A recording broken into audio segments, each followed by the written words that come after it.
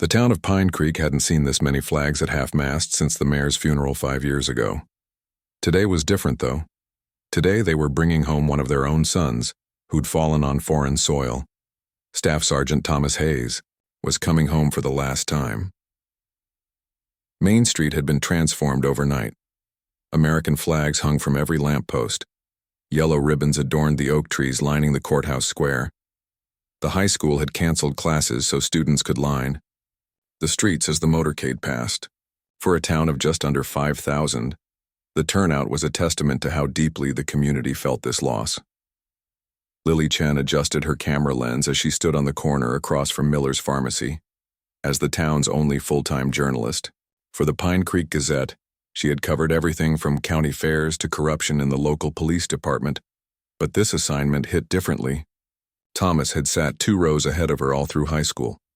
They'd shared cigarettes behind the football bleachers and had even dated briefly during their senior year before life pulled them in different directions.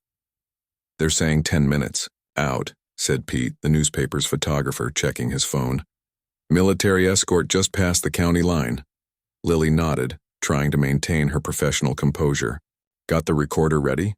We'll need good audio for the online piece." A gust of October wind swept down Main Street, sending fallen leaves skittering across the pavement. Lily zipped her jacket higher and watched as townspeople gathered along the sidewalks. Thomas's parents, Robert and Grace Hayes, stood on the steps of the town hall, surrounded by local officials and military representatives in dress uniforms. Something about the military men made Lily's reporter instincts twitch. They seemed unusually tense, even for such a somber occasion. One in particular, a stone-faced colonel with perfect posture, kept scanning the crowd like he was looking for someone.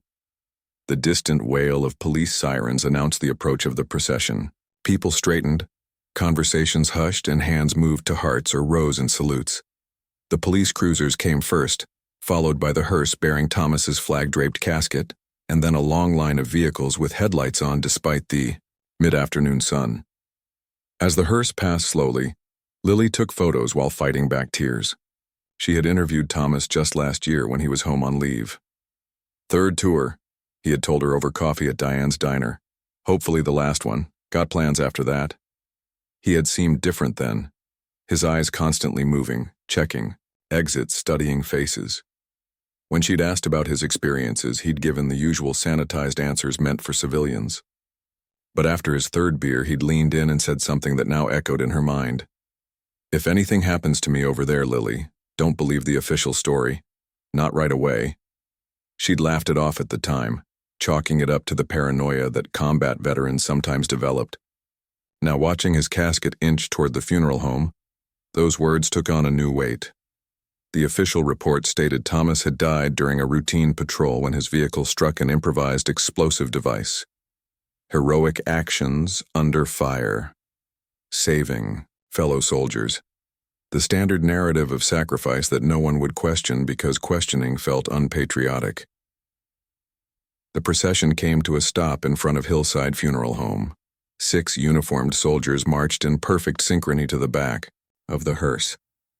With practiced precision, they removed the casket and began the solemn journey up the steps. Lily noticed something odd. The casket was sealed. Military casualties were often shipped home in sealed caskets, but Thomas had been specific about this during their last conversation. "Promise me something stupid," he'd said. "If I don't make it back, make sure they don't seal me up. Mom needs to see me one last time, even if I'm a mess. She needs that closure," Lily had promised, though she'd never imagined having to keep it. As the casket disappeared into the funeral home, the crowd began to disperse. Lily approached Thomas's parents, notepad in hand, but with no intention of using it. "This wasn't for the paper. Mrs. Hayes," she said softly, "I'm so sorry for your loss." Grace Hayes had aged a decade in the week since receiving the news. Her eyes were sunken, skin pale. "Thank you for coming, Lily. Thomas always spoke highly of you. I was wondering about the arrangements. Thomas once mentioned to me that he—" Lily hesitated, unsure how to broach the subject. Robert Hayes, Thomas's father, stepped closer. "That he wanted an open casket. We know," We requested it. His voice dropped to a whisper. They refused. Said his injuries were too severe, that it wouldn't be appropriate. The man we spoke with, Colonel Richards, Grace added. He was kind but firm. Said the damage from the explosion. She couldn't finish. Lily nodded, understanding their pain. But something felt off. Thomas had been in a vehicle when the IED detonated, according to the report. Such explosions often caused severe trauma, but total disfigurement wasn't always the case, and the military usually tried to accommodate family wishes when possible. We received his personal effects yesterday, Robert continued, his voice steadier, now. But his journal wasn't there. Thomas kept a journal every day he was deployed. Said it helped him process things. Maybe it was destroyed in the explosion, Lily suggested. Maybe, Robert replied, but his tone suggested he didn't believe it. The colonel Lily had noticed earlier approached them, his face professionally sympathetic. Mr. and Mrs. Hayes, we need to finalize some details for tomorrow's service. If you'll come with me. As they walked away, Lily felt her phone vibrate in her pocket. A text from an unknown number. Storage Unit 47, West Side Mini Storage. Code 0517, T's backup. Lily stared at the message, her heart racing. Thomas's birthday was May 17th. This couldn't be a coincidence. 20 minutes later, she stood in front of a roll-up door at the edge of town. The storage facility was deserted. In the late afternoon, most people still downtown after the procession. She punched the code into the padlock and it clicked open. Inside was a single cardboard box labeled Insurance. Lily pulled it forward and lifted the lid. Inside was a sealed envelope with her name handwritten on the front, a USB drive taped to it, and a copy of Thomas's military journal. Not the original, but photocopied pages. She opened the envelope, with shaking hands. Lily, if you're reading this, then things didn't go as planned. I've uncovered something during this deployment that people would kill to keep quiet. Already have killed for it. I made copies of everything, my journal, photos, documents. The USB has it all, encrypted. Password is the name of the song that was playing the first time we kissed, all lowercase, no spaces. You're the only person in Pine Creek I trust with this. Don't go to local authorities. Don't trust the military reps. Be careful who sees you with this information. I don't know how deep this goes. If I don't make it back alive, there's a good chance it wasn't an accident or regular combat casualty. Look into Operation Blackstone. Find Specialist Ryan Diaz from my unit. He knows. I'm sorry to put this on you, but you're the only journalist I know who won't back down. Be careful, Lily. These people play for keeps. Always, Thomas. Lily sat back on her heels, the letter clutched in her hand. Her mind raced through the implications. Thomas had suspected he might be killed. He'd prepared this failsafe. Whatever he'd discovered was significant enough that he feared for his life. The military's insistence on a sealed casket took on a sinister significance. What if they weren't just hiding severe injuries? What if they were hiding evidence? Or worse, what if there was no body at all? She carefully repacked everything except the letter and USB drive, which she slipped into her inner jacket pocket. As she locked the storage unit, she noticed a black SUV with tinted windows turning into the storage facility entrance. Lily walked quickly to her car, started the engine, and took the back exit, mind racing. She needed to get somewhere safe to review the files. She needed to find this Ryan Diaz. Most of all, she needed to understand what Operation Blackstone was and why it might have cost Thomas his life. As she drove through the darkening streets of Pine Creek, passing neighbors and friends still processing their communal grief, Lily realized that while everyone thought they were mourning a war hero today, they might actually be mourning a whistleblower who'd gotten too close to a dangerous truth. Small town had turned out to honor the official story of Staff Sergeant Thomas Hayes. But Lily was now the keeper of what might be his real legacy, the truth he'd died trying to expose. And whatever that truth was, someone powerful wanted it buried along with him. The first step would be to check those files. The second would be to start asking questions that powerful people didn't want answered. Thomas had trusted her with this task because he knew her well.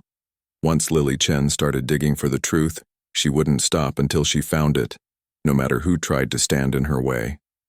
Lily's apartment above the old hardware store wasn't much, but tonight it felt like a fortress. She'd drawn the blinds, double-checked the locks, and disconnected her doorbell. The USB drive Thomas had left her sat plugged into her laptop, its contents now spread across her kitchen table in neat piles. "What did you get yourself into, Thomas?" she whispered, rubbing her tired eyes. It was nearly midnight. The funeral was set for tomorrow morning, and instead of writing the tribute piece her editor expected, she was piecing together what looked increasingly like a conspiracy. Thomas's journal entries told a fragmented story. His unit had been officially stationed in Kandahar province, but entries from the last 3 months described terrain and operations that didn't match that region. He wrote about mountains and border crossings when Kandahar was mostly desert. More troubling were his references to off-book missions and shipments that aren't in any manifest.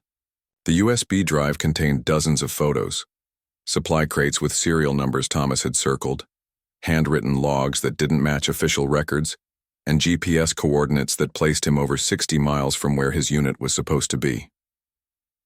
Lily picked up a printed email Thomas had saved. It was from his commanding officer, Colonel William Richards, the same man who'd been at the procession today, the one who'd insisted on the sealed casket. Hayes, delivery confirmation required, for special package to Site B. No documentation through regular channels. This conversation never happened. A chill ran down her spine. Whatever Thomas had stumbled upon, it went up the chain of command. Her phone buzzed, making her jump. It was a text from Pete, the newspaper photographer. "Chief wants to know where your Hayes tribute is. Deadline was 10 p.m.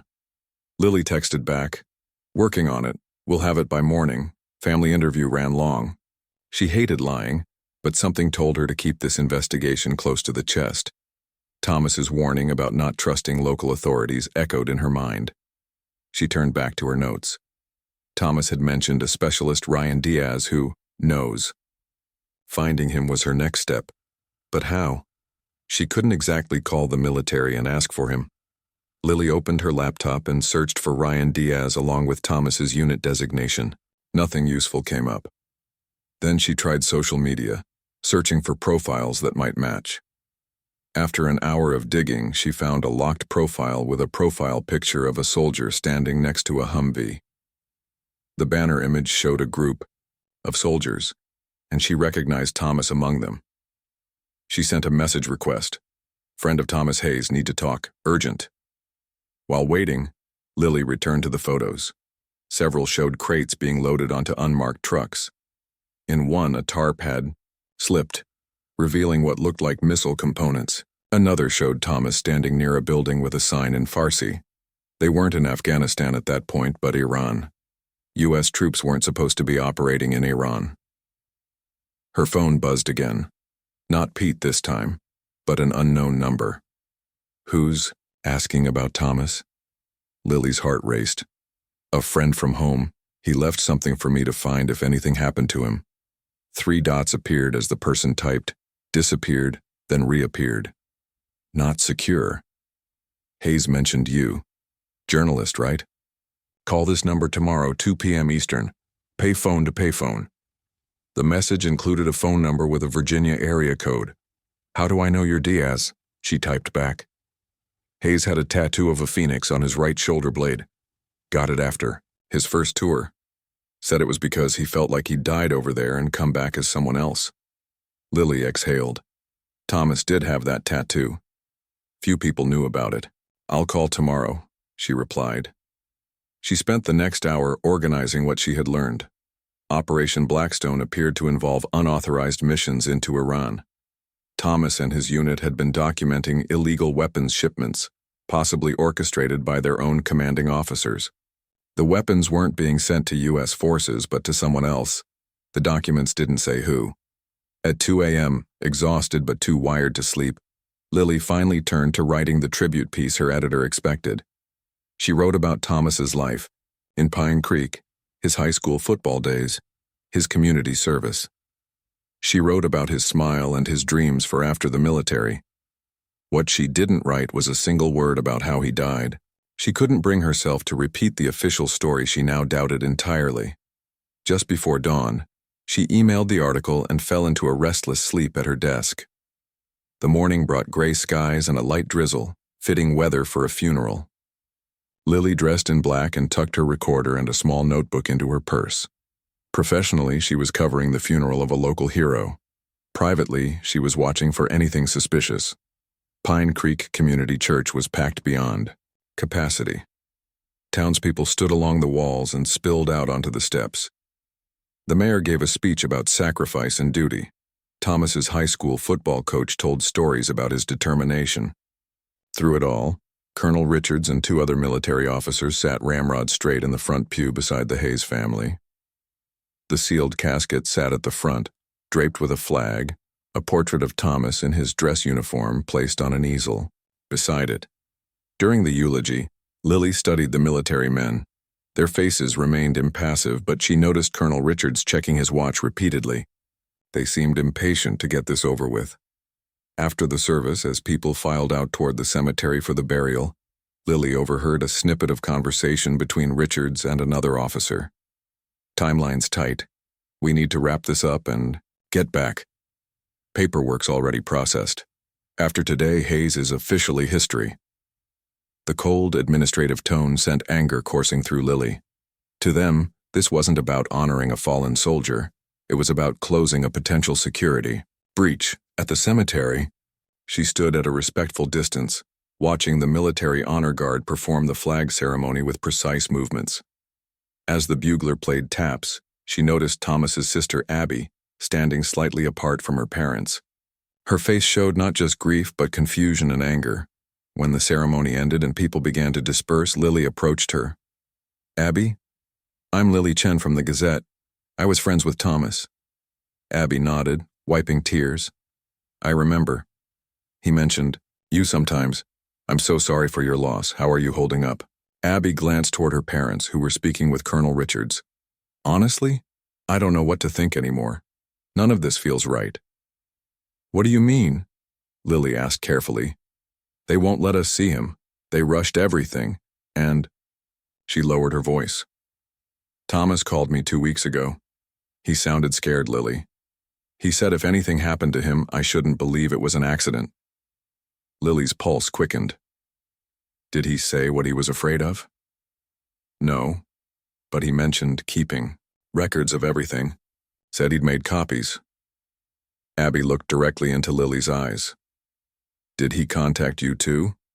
Lily hesitated, then nodded slightly. "I think we should talk, but not here." They exchanged numbers, agreeing to meet that evening.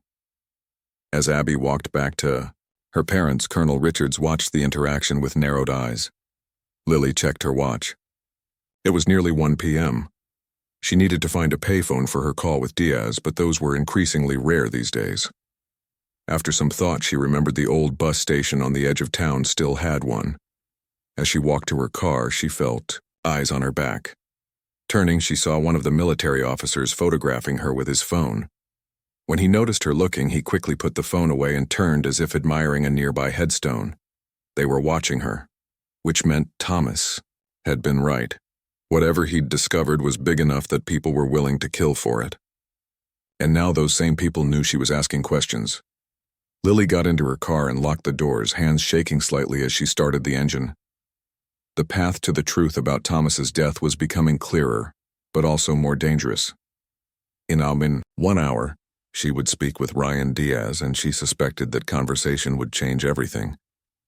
As she drove away from the cemetery, she glanced in her rearview mirror. A black SUV with government plates pulled out behind her, keeping a careful distance. The game was on, and the stakes couldn't be higher. The old bus station smelled of dust and forgotten journeys. Lily parked 2 blocks away and walked, taking a winding route through alleyways to shake any followers. The black SUV had stayed with her for 10 minutes before turning off, but she couldn't be sure they weren't still tracking her somehow. Inside the station, a handful of people waited on worn benches. The payphone stood in the corner, partially hidden by a vending machine. Lily checked her watch. 1:55 p.m. She had some quarters ready in her pocket. At exactly 2 p.m., she dialed the Virginia number. It rang 3 times before someone picked. "Up, speak," said a male voice, tense and low. "I'm looking for Ryan Diaz. I'm the friend of Thomas Hayes." A pause. "You're the reporter?" "Yes." "Thomas left me evidence about Operation Blackstone." Another pause, longer this time. "What evidence exactly?" Lily leaned against the wall, keeping her voice down. "Photos of weapons shipments, journal entries about unauthorized missions into Iran, emails from Colonel Richards about undocumented deliveries." She heard a sharp intake of breath. Jesus, he kept all that? The man was either brave or crazy. "Maybe both," Lily said. "I need to understand. What happened? The official story about his death doesn't add up." "No, it wouldn't," Diaz replied bitterly. "Because it's complete garbage. Hayes didn't die in any IED explosion." Lily's heart pounded. "Then how did he die?" "I'm not sure he is dead." The words hit her like a physical blow. "What?" "Look, I can't talk long. They monitor everything. What I can tell you is that 2 nights before Hayes supposedly died, he sent me a message. Said he'd compiled enough evidence to blow the whole operation wide open. Said he was going to meet with someone. Wouldn't say who, probably trying to protect me." "And then what happened?" Lily pressed. "Next morning he's gone. Command says he took an unauthorized vehicle on a solo patrol. 6 hours later, they report the vehicle hit an IED, completely destroyed. No remains recovered initially." Diaz's voice turned hard. "Convenient, right? But here's the thing. I was on comms duty that night. No patrols were scheduled in that sector. No explosion was reported by any of our listening posts. So they lied about how he died," Lily concluded. "They lied about everything. 3 days later, they suddenly recover remains they claim are Hayes. Dental records match, they say. Case closed. But you don't believe it. I knew Hayes. He'd uncovered something big. Arms shipments to groups we're not supposed to be arming. Authorized by people way up the chain. The kind of scandal that ends careers and starts investigations." "Who were the weapons going to?" Lily asked. "That's what Hayes was trying to figure out. Some militant group opposed to the Iranian government, is my guess. Proxy war stuff. Black ops. Completely unauthorized by Congress." A voice announced a bus departure over the station speakers. Lily pressed the phone closer to her ear. "Why are you telling me this? Aren't you risking your career? Your safety?" Diaz laughed without humor. "My career's already over. Got a medical discharge 2 weeks. After Hayes disappeared. Combat stress, they called it. And yeah, I'm risking my neck, but Hayes was my friend. We went through hell together. I owe him this much." "Do you think he's still alive?" Lily hardly dared to ask. "I don't know. Maybe he got out with the evidence, and they're covering it up. Maybe they caught him and—" He didn't finish the thought. Either way, the body they sent home might not be him. Lily thought about the sealed casket, the military's insistence that the family couldn't view the remains. How can I prove that? You can't, without exhuming the body. But maybe you don't have to.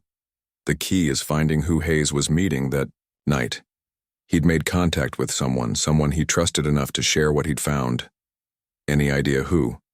No, but it had to be someone with clearance. Someone who could get him out if things went bad. Diaz's voice dropped even lower. Check his contacts in D.C. Before this deployment, he spent 3 months at the Pentagon. He mentioned making some connections there. A click on the line made Diaz stop talking. After a moment, he spoke faster. "They're on the line. I've got to go. One last thing.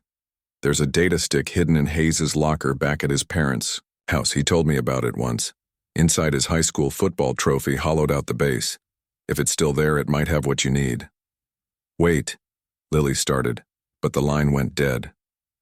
She hung up slowly, mind racing. If Thomas wasn't dead, or if the remains weren't his, then what was in that casket? And if Thomas had taken his evidence to someone with the power to help him expose the operation, why hadn't anything come to light? Unless they'd both been silenced. Outside the bus station, Lily stuck to side streets, continuously checking for followers. She needed to see Abby, to find out if that trophy was still in Thomas's old room. But first, she needed to make sure she wasn't leading Colonel Richards's men straight to another piece of evidence. She spent the next 2 hours driving aimlessly, switching directions, parking in public lots, and walking through stores with back exits. Only when she was certain she was clean did she text Abby, "Need to talk, tonight, somewhere private." The reply came quickly. "My apartment, 8 p.m. Parents staying at hotel."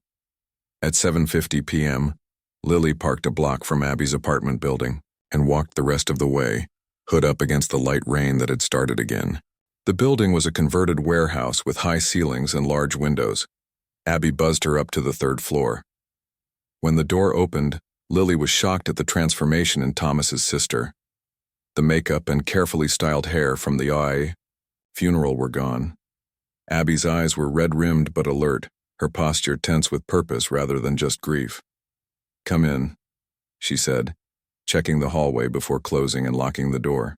"Were you followed?" "No, I made sure of it. You're being careful too, I see."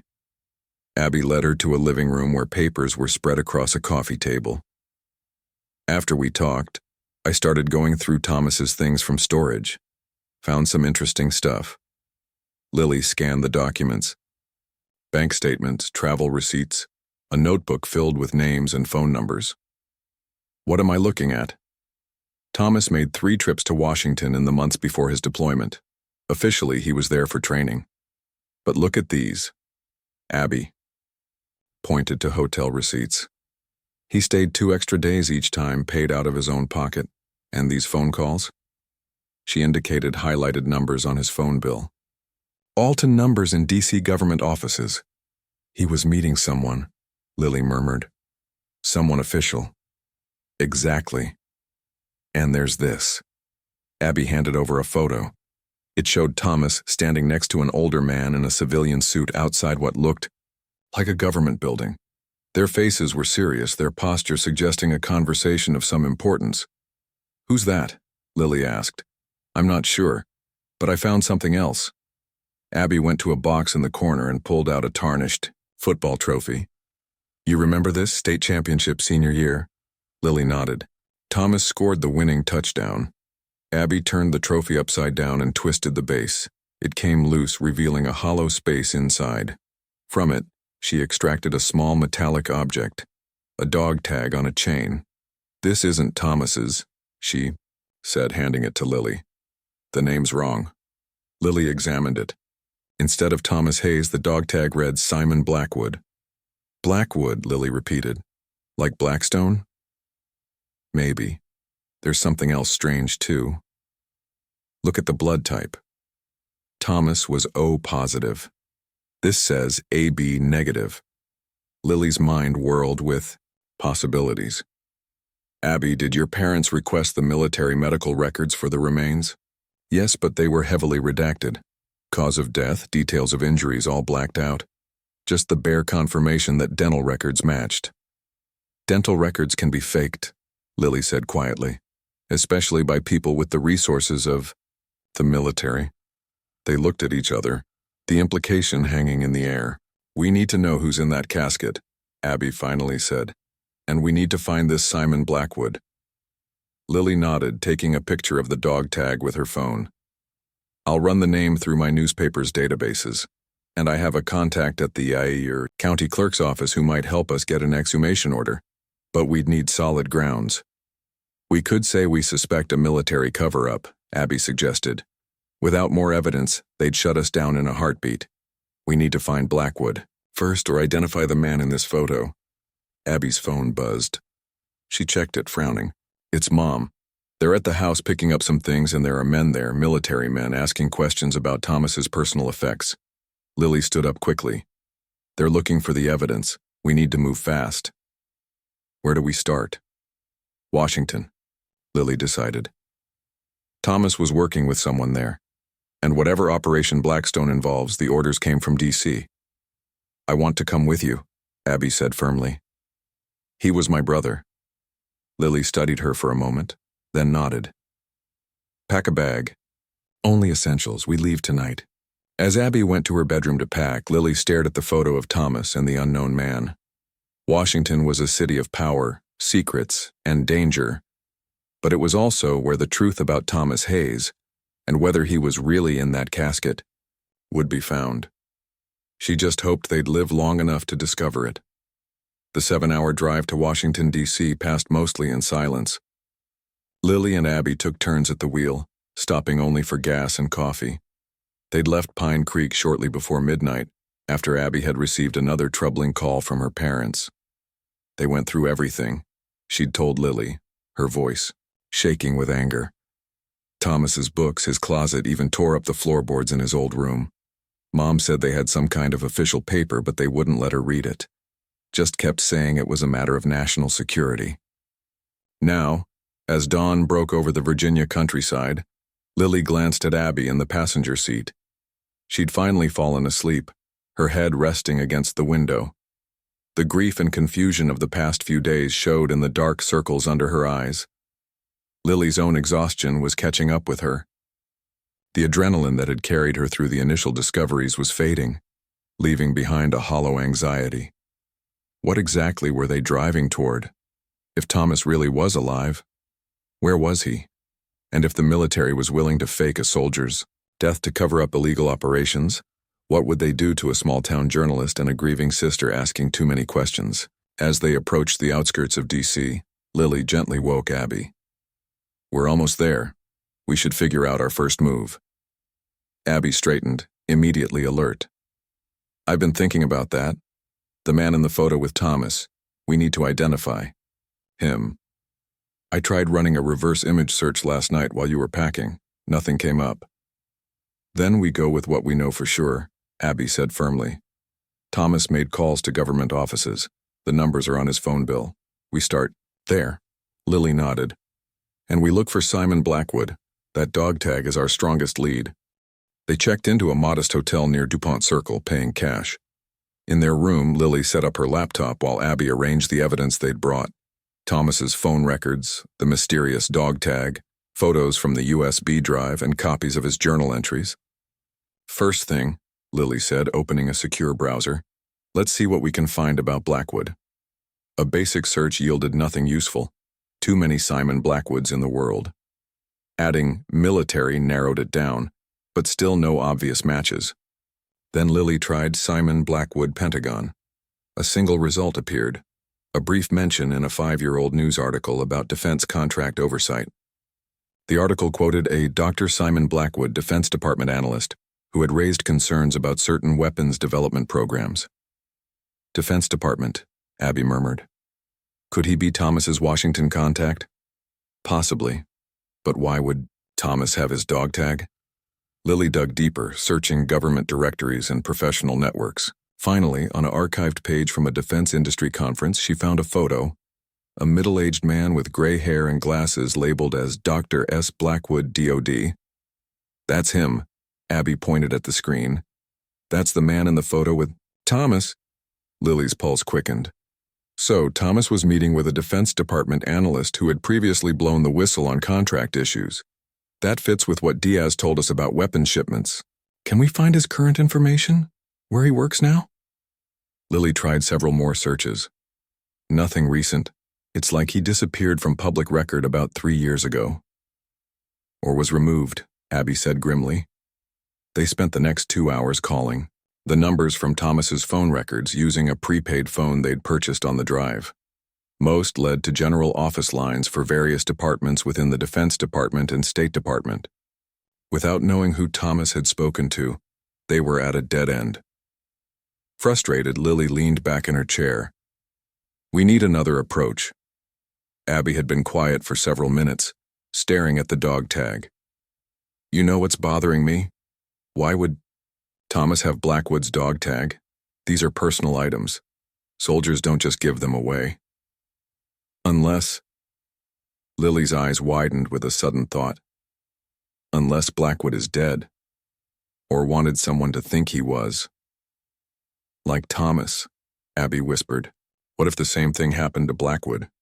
What if he discovered something, tried to expose it, and they faked his death? Lily finished. And now Thomas has done the same thing. They looked at each other, the theory crystallizing between them. We need to check death records, Lily said, turning back to her laptop. If Blackwood supposedly died, it would be documented somewhere. After another hour of searching, they found it, a brief obituary from 3 years ago. Dr. Simon Blackwood, 58, had died in a hiking accident in the Shenandoah Mountains. The obituary mentioned his work for the government but gave few details. There was no mention of family. A hiking accident, Abby said skeptically. Convenient. Just like an IED explosion with no witnesses, Lily agreed. The question is, if both Thomas and Blackwood faked their deaths, where are they now? Abby paced the small hotel room.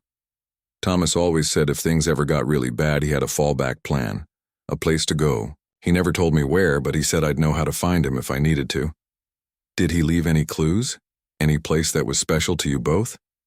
Nothing obvious? Abby stopped pacing. Wait, the dog tag.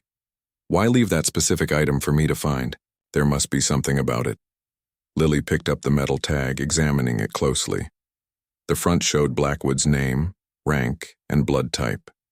The back appeared blank at first glance, but as she tilted it under the lamp, she noticed something, tiny scratches forming numbers.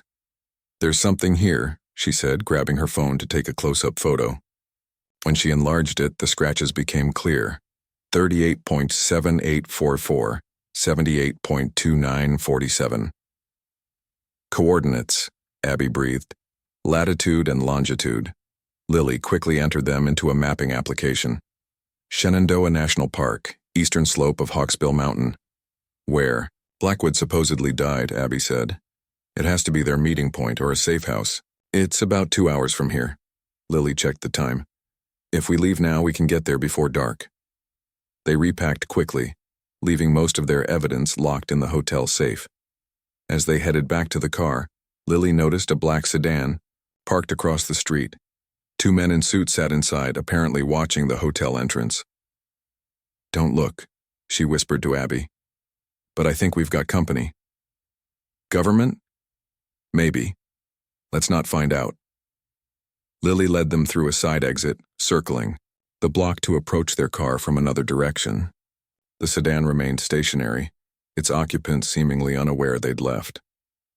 On the drive west into Virginia, Lily kept checking the rearview mirror, but there was no sign of pursuit.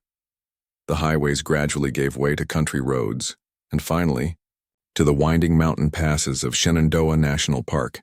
The coordinates led them to a remote trailhead. By now, afternoon shadows were lengthening across the forest floor. They parked and gathered basic supplies: water, flashlights, the prepaid phone.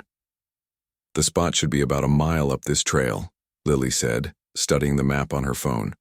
Are you ready for this? Abby nodded, her face set with determination. If Thomas is alive, I need to see him. If he's not. She didn't finish the thought. The trail climbed steadily through dense forest. Birds called overhead, and twice they startled deer that bounded away through the underbrush. As they neared the coordinates, the trail forked. The main path continued up the mountain, while a less used track branched off to the right. This way, Lily said, checking the coordinates again. The smaller path led them toward a rocky outcropping.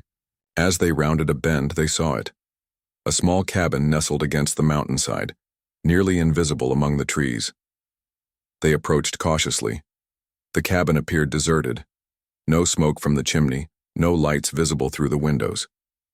A worn wooden porch wrapped around the front with a single chair facing the valley view. Hello?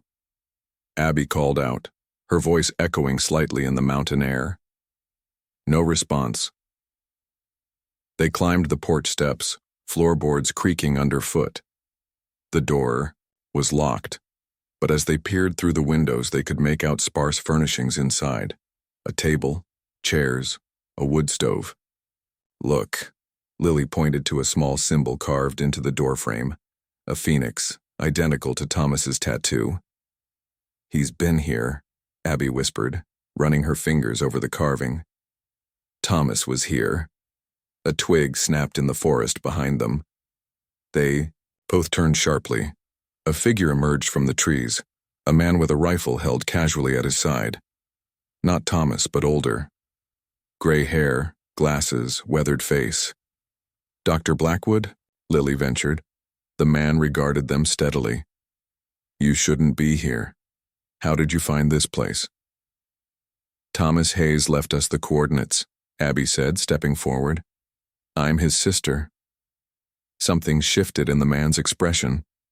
Surprise, then calculation. "Prove it. He has a phoenix tattoo on his right shoulder blade. Got it after his first tour." Abby's voice was steady. "And you're supposed to be dead in a hiking accident, just like my brother supposedly died in an explosion." Blackwood lowered his rifle slightly. "Who else knows you're here?" "No one," Lily said. "But people are looking for us. The same people who are looking for Thomas. Is he alive?" The man was silent for a long moment, studying them. Finally, he sighed. "You'd better come inside. There's someone who's been waiting to see you." He unlocked the cabin door and stepped aside. In the dim interior, a figure rose from a chair by the wood stove. Taller than Blackwood, younger, with a face Lily had last seen in a flag-draped portrait at a funeral. "Thomas," Abby breathed, frozen, in the doorway. Her brother, very much alive, gave a weary smile. "Hey, sis, took you long enough to find me?" For a moment, no one moved. Then Abby rushed forward, throwing her arms around her brother. Thomas hugged her tightly, his eyes closing briefly over her shoulder. When they pulled apart, Abby punched him hard in the arm. "We buried you," she said, voice breaking. "Do you have any idea what that was like?" Thomas winced. "I'm sorry. I couldn't risk contacting you directly. They're watching everyone connected to me." "They put someone in the ground in your place," Lily said, still standing near the doorway. "Who was in that casket?" Thomas exchanged a look with Blackwood, who had moved to guard the window. "We don't know for sure. The military has unclaimed bodies, soldiers who die with no family. My guess is they used one of those, altered the dental records." "But why?" Abby demanded. "Why go through all this?" "Because what we uncovered could start a war," Thomas said simply, "or end several careers in Washington. Probably both." He gestured to the table. "Sit down. You've come this far. You deserve the whole story." They gathered around the table. Blackwood remained standing, dividing his attention between the windows and the conversation. A map was spread across the tabletop, marked with various symbols and notations. "It started about 3 years ago," Thomas began. "I was assigned to a special unit running what they called border security operations in Afghanistan. Except some of our missions took us well beyond the border, into Iran. Illegal cross-border operations," Lily said, "just like your journal mentioned." Thomas nodded. "At first I didn't question it. We were told it was vital intelligence gathering. Then I noticed we were escorting truck shipments back across the border. Unmarked vehicles, always at night. When I asked questions, my commanding officer shut me down, said it was classified." "But you kept looking," Abby said. "I'm not good at following stupid orders," Thomas said with a hint of the old smile Lily remembered. "I started documenting everything. Dates, locations, cargo, manifests I could get my hands on. The shipments were weapons, advanced ones, American-made but with serial numbers filed off." Blackwood spoke up from his position by the window. "They were supplying weapons to rebel groups inside Iran, setting up a proxy war, completely unauthorized by Congress, completely illegal under international law." "And you discovered this years ago," Lily said to Blackwood. "I was analyzing defense contracts, noticed discrepancies in inventory numbers, weapons that were purchased but never delivered to our forces. When I started asking questions, my security clearance was revoked. A week later, I was hiking in these mountains when 2 men tried to make my accident permanent." His mouth twisted in a grim smile. "Fortunately, I was an avid hiker and they weren't. I escaped, realized I couldn't go back, and decided to disappear." "But you kept investigating," Lily guessed. "From the shadows, yes. I built a network of sources, people who noticed the same discrepancies I did. Thomas was one of them. When he reached out through a secure channel, I knew we finally had the proof we needed. Thomas took over. By my third tour, I'd collected enough evidence to expose the whole operation.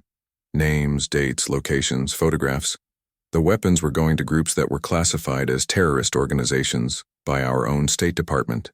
We were literally arming terrorists to destabilize Iran. And the highest levels of military command knew about it, Blackwood added. This wasn't some rogue operation. There were generals involved, defense contractors making millions, politicians getting kickbacks.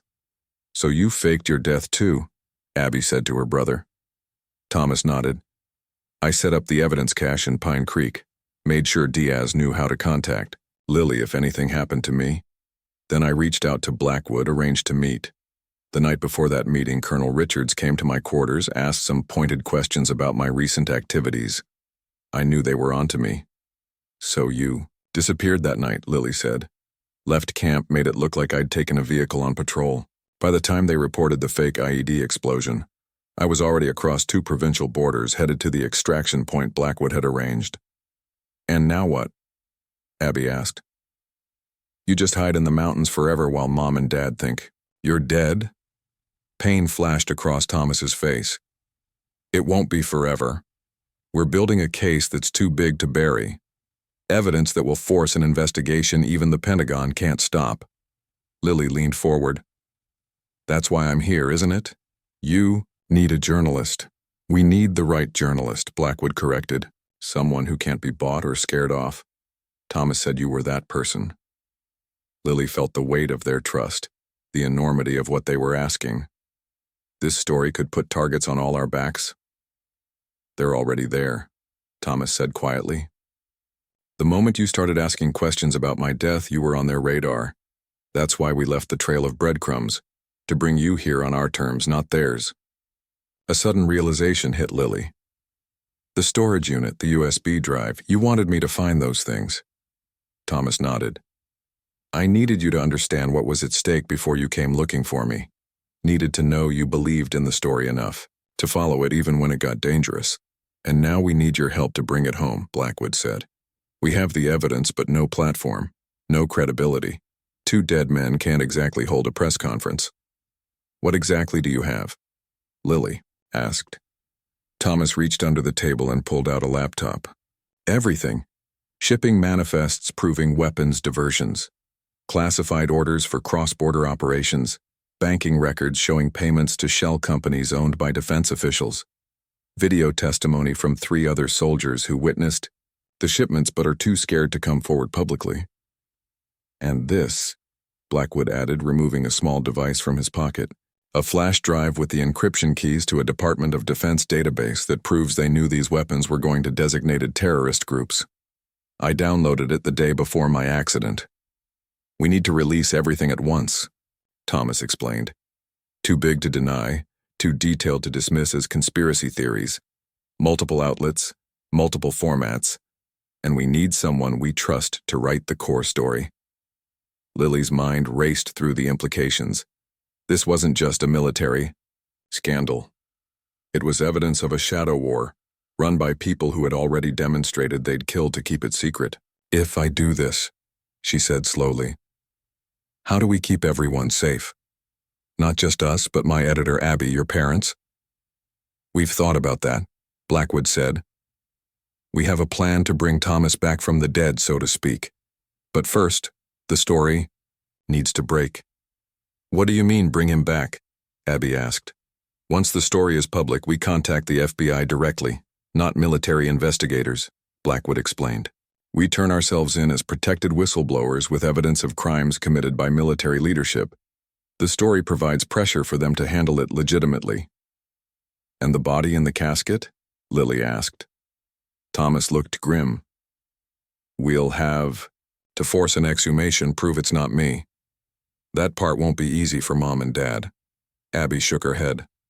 They'd rather know you're alive no matter how complicated things get. So what happens now? Lily asked. Now, Thomas said, we spend the night preparing the materials. Tomorrow, Blackwood will take you to a secure location where you can transmit everything to your newspaper, and to other trusted outlets we've identified. I'll stay here with Abby until we get confirmation the story is broken." "And after that?" Abby asked. "After that, we stop running and start fighting back," Thomas said. "Using the system, using the truth." Outside, darkness had fallen completely. The forest around the cabin was alive with night sounds: crickets, the occasional hoot of an owl, the rustle of leaves in the gentle breeze. Inside, 4 people bent over documents and computer screens, assembling the pieces of a story that would shake the foundations of military leadership. Lily looked up from the laptop where she was organizing her notes. Across the table, Thomas and Abby sat close together, quietly catching up on the months they'd lost. Near the window, Blackwood maintained his vigilant watch over the darkness beyond. This wasn't how she had expected her investigation to end when she'd first seen Thomas's flag-draped casket coming down Main Street. She had thought she was covering the story of a hometown hero's tragic death. Instead, she had stumbled into something much bigger, a story about corruption, courage, and the complicated cost of telling the truth. Tomorrow, she would help bring that truth to light. They would face whatever came next together: a journalist, a whistleblower, and a soldier who had been willing to die to expose a lie. Thomas caught her eye and gave a small nod of acknowledgement. No words were necessary. They both understood the risks and the responsibility they now shared. Outside in the vast darkness of the Shenandoah Mountains, the night deepened. Inside the small cabin, illuminated by the warm glow of laptop screens and a single oil lamp, the truth was being assembled, one piece at a time. By morning, the shocking truth behind the deceased soldier would no longer be a secret, and the real fight for justice, for accountability, for the chance to reclaim their lives, would finally begin.